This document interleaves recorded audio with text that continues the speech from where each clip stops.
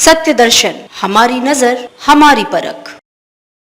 नमस्कार, एक बार फिर हाजिर हूँ एक और बड़ी खबर के साथ और आप देख रहे हैं सत्य दर्शन न्यूज। यतीन्द्रानंद गिरी ने कहा कि अधिकार न होते हुए भी जब मुसलमानों को उनकी भूमि दे दी गई तो भारत में मुसलमान क्या कर रहे हैं। भारत का मुसलमान अब भारत में रहने का अधिकार नहीं है। अगर भारत में रहना है तो शरणार्थी के रूप में रहें। वहीं यतीन्द्रानंद गिरी ने मुसलमानों से वोट का अधिकार वापस लेने और दोयम दर्जे की नागरिकता देने की मांग उठाई है। यतीन्द्रानंद गिरी ने कहा कि भारत के मुसलमान से वोट का अधिकार वापस लेना चाहिए और दोयम दर्जे का नागरिक होना चाहिए। भारत का मुसलमान यहाँ के संसाधनों की भरपूर फायदा उठा रहा है, लेकिन भारत की संस्कृति और सरकार को रोजाना गाली देता है। जो भारत की संस्कृति को अपनाने के लिए तैयार नहीं है वह भारत का नागरिक होने का भी अधिकारी नहीं है। इसलिए इनको दोयम दर्जे का नागरिक बनना चाहिए और वोट का अधिकार वापस लेना चाहिए। वहीं यतीन्द्रानंद गिरी भारत को हिंदू राष्ट्र घोषित करने की मांग उठाते हुए कहा कि भारत का भविष्य तब तक सुरक्षित नहीं हो सकता जब तक कि हिंदू राष्ट्र घोषित न हो। सबको साथ लेकर चलने वाला और सनातन धर्म को मानने वाला एकमात्र देश भारत है। पाकिस्तान की जीत का जश्न मनाने वाले इसी तरह जश्न मनाते रहेंगे अगर भारत हिंदू राष्ट्र घोषित नहीं होगा और न ही भविष्य सुरक्षित होगा। KN शुक्ला की रिपोर्ट। मुसलमानों को जब उनकी भूमि दे दी गई, उनके लिए ना अधिकार होते हुए दे दिया गया, तो भारत में मुसलमान क्या कर रहा है? भारत का मुसलमान भारत में रहने का अधिकारी नहीं है। भारत में अगर वह रहता है तो शरणार्थी के रूप में रहे, उसका वोट का अधिकार उससे वापस लिया जाए और वह यहाँ पर दोयम नागरिक दर्जे का नागरिक होना चाहिए। वह यहाँ के संसाधनों का भरपूर लाभ उठा रहा है और भारत की संस्कृति को, भारत की सरकारों को रोज गाली देता है, रोज उस पर आघात करता है।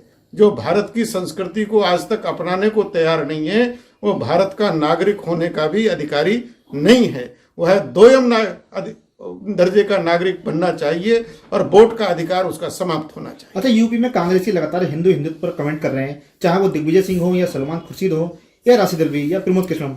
लगातार कांग्रेसी आखिर हिंदुत्व के खिलाफ बोलकर क्या कहना चाहते हैं?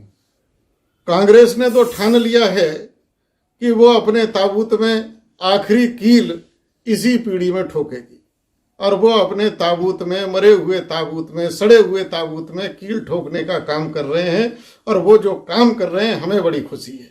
जल्दी है, जितना जल्दी हो वो खत्म हो, क्योंकि देश को जितना नुकसान कांग्रेस ने पहुंचाया है किसी ने आज तक पहुंचाया नहीं। जल्दी से ये समाप्त हो। हम तो भगवान से यही प्रार्थना करते हैं इनकी बुद्धि ऐसी बनी रहे, ये रोज ऐसे बोलकर अपना अंत स्वयं करते रहे।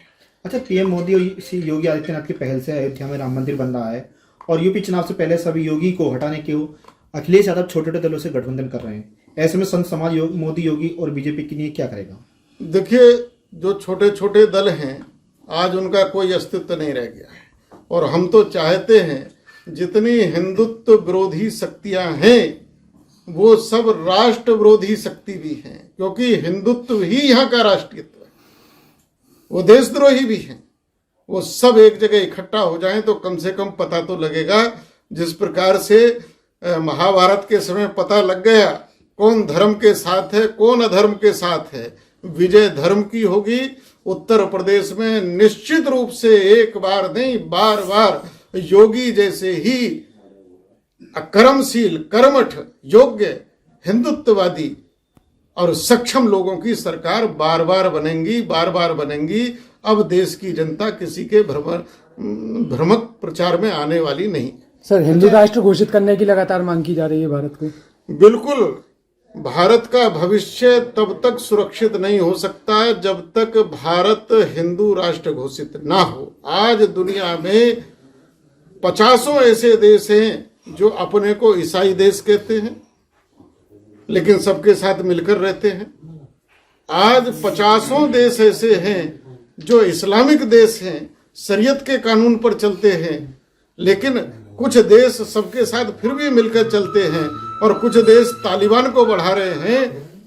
लेकिन जो सबको साथ लेकर चलता है, सबको एक ही परमात्मा की संतान कहकर विश्व बंधुत्व की बात करता है, ऐसा सनातन हिंदू धर्म को मान।